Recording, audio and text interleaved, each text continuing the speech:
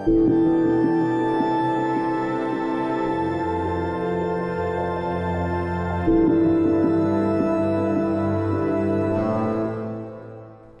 there, Genso here. This is my Devil May Cry 5 Dante Must Die difficulty S-Rank walkthrough.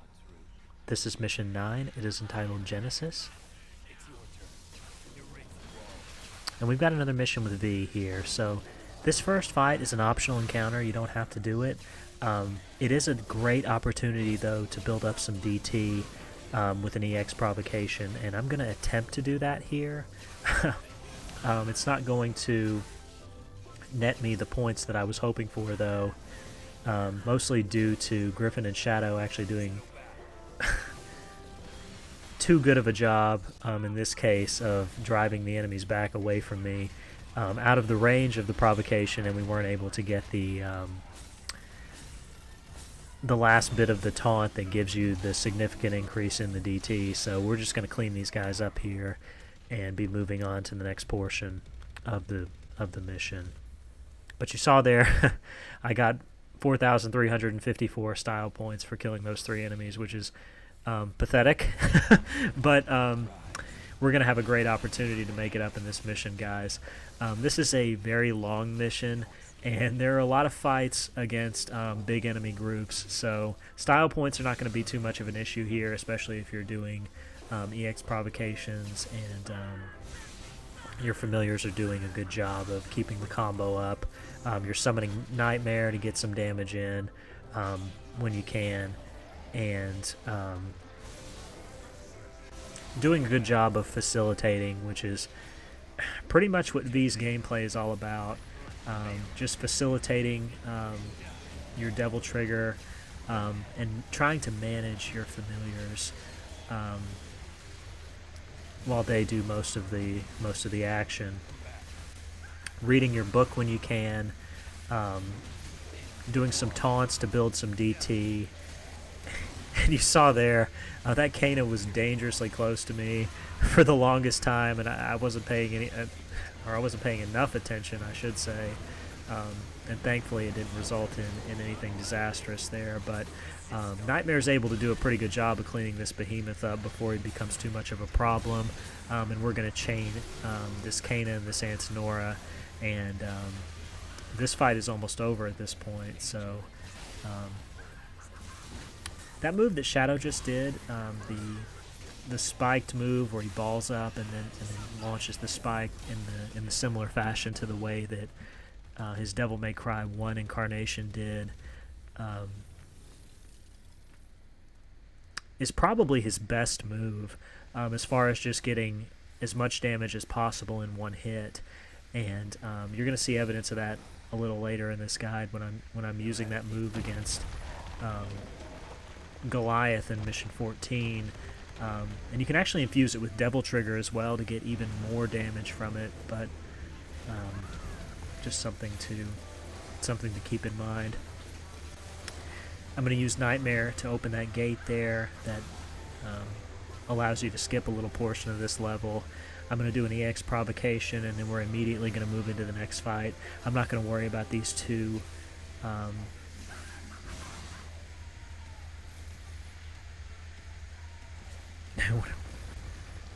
what were the 2 enemies that were in that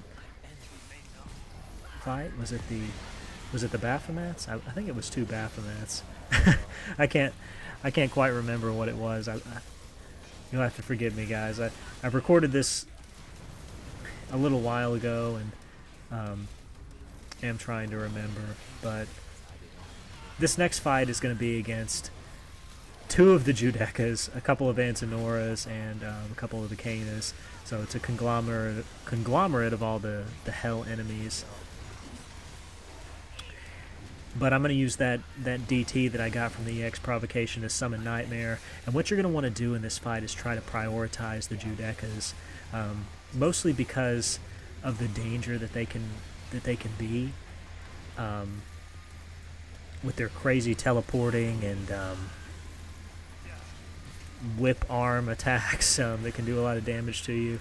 And another attack to be aware of is this one that's happening right now, where they summon that crazy pillar human heads that comes up from the ground against you. If you're focused too much on what your familiars are doing and you aren't paying attention, that attack can come up and do massive damage to you. And it can seem like it came from nowhere, but it's something to be aware of. Anytime that one of your familiars goes down, you need to make sure in this fight that you have DT to bring them back.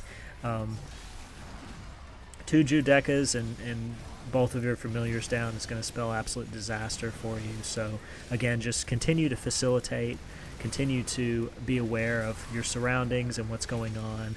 And we're able to down one of the Judecas here, and be very careful going in to finish this guy off, because this animation here where V picks up their arms and slings them back at them is pretty cool looking, but it's very elaborate, probably a little too elaborate for my taste, and it can get you hit if you're not careful. But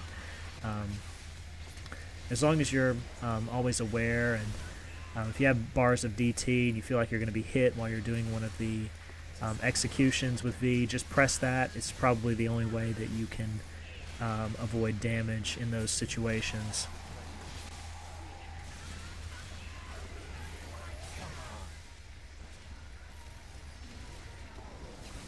And it looks like there, yeah, I tried to use that. I tried to use that spiked move, but that Antinora came in, and a Devil Triggered Antinora can pretty much take Shadow out in one hit. So, just an example of how dangerous Devil Triggered enemies can be for your familiars if you're not infusing them with DT.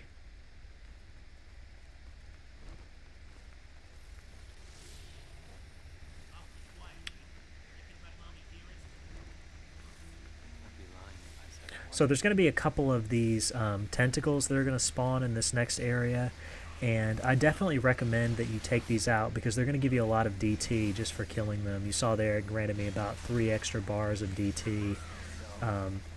So a good opportunity to restock. And moving into the next fight here, there's going to be a couple of the Hellbats. And there's also going to be a couple of Antinoras that are going to be in those coffins that we just passed by. If you break the coffins, guys, either V breaks them or one of your familiars does it, it's going to spawn the enemy. But if you don't touch them, it won't spawn the enemy. So you can use that to get a few more style points if you need to, but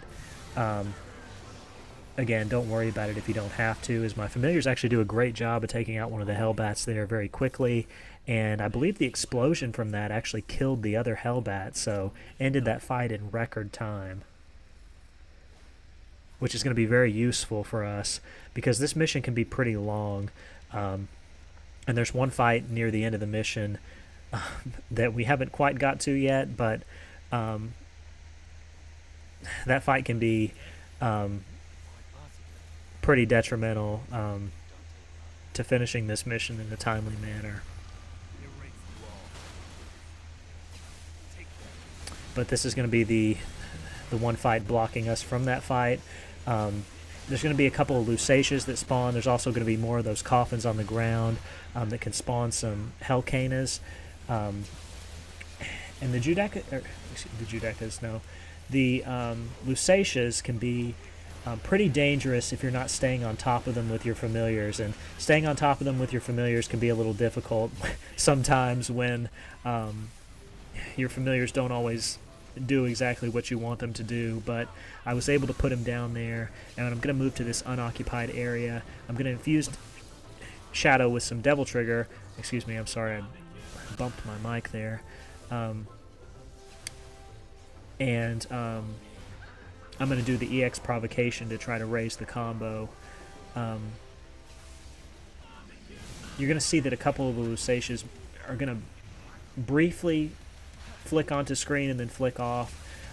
Don't worry about that too much. They don't really have any very quick attacks. If you're close to the end of the provocation, you are going to have time to get it off. But if these enemies start doing their crazy chants like that one was doing, you need to start mashing attacks. You need to be trying to do anything that you can to break up that chant and put them down as quickly as possible, because some of their moves can be really devastating if you give them a chance to get them off.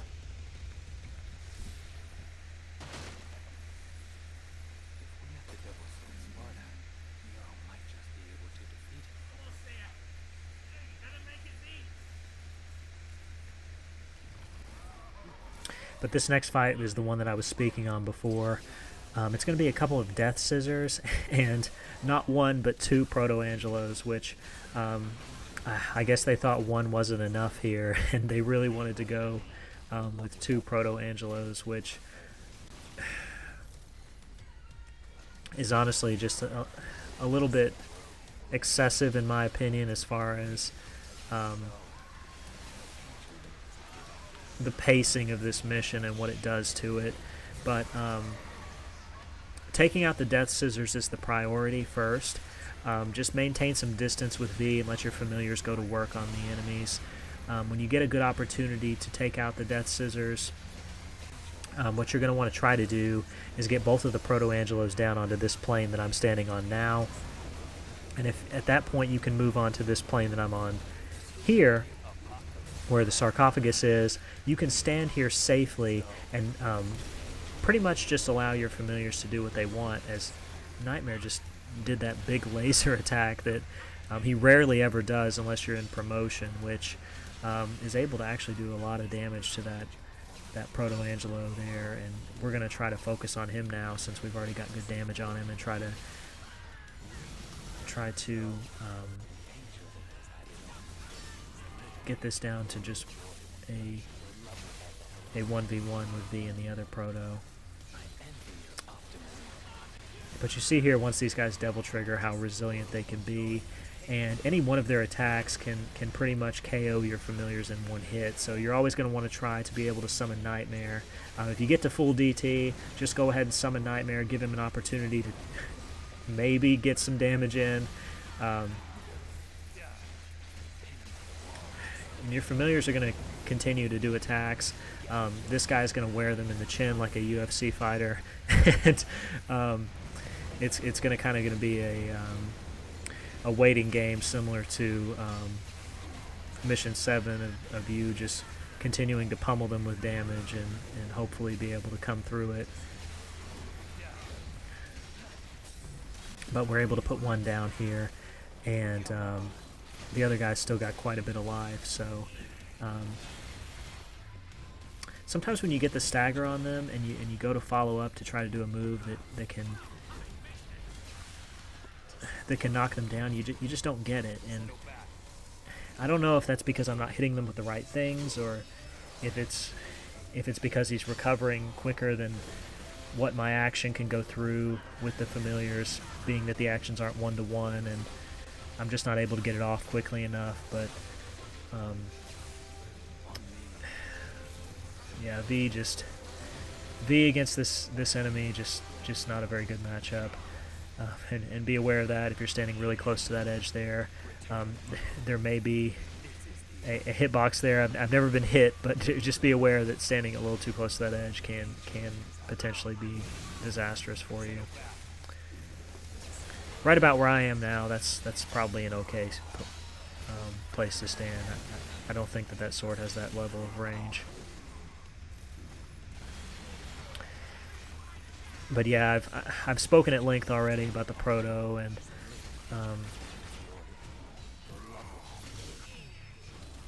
you know, they already had a boss in this game that was reminiscent of Virgil from Devil May Cry 1, and they made this enemy here that has a ridiculous amount of life and defense. And I just, you know, I don't really know if it was warranted or if it was the best approach. An enemy that has, you know, 3 sword swings, and they can KO these familiars that V has in one hit, as he takes out my second familiar here, and I'm forced to summon Nightmare.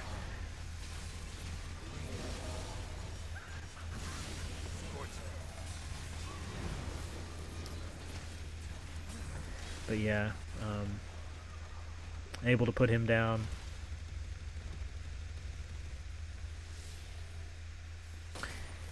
And moving on to the last fight, which is going to be the introduction of the nobodies in Devil Hunter. It's going to be a fight against 3 nobodies, and This fight's actually pretty simple. I don't really recommend that you try to get an EX provocation off here. I'm going to try to do it in the corner, and the nobodies are going to surround me, and I'm going to I'm going to recognize immediately that it's very dangerous.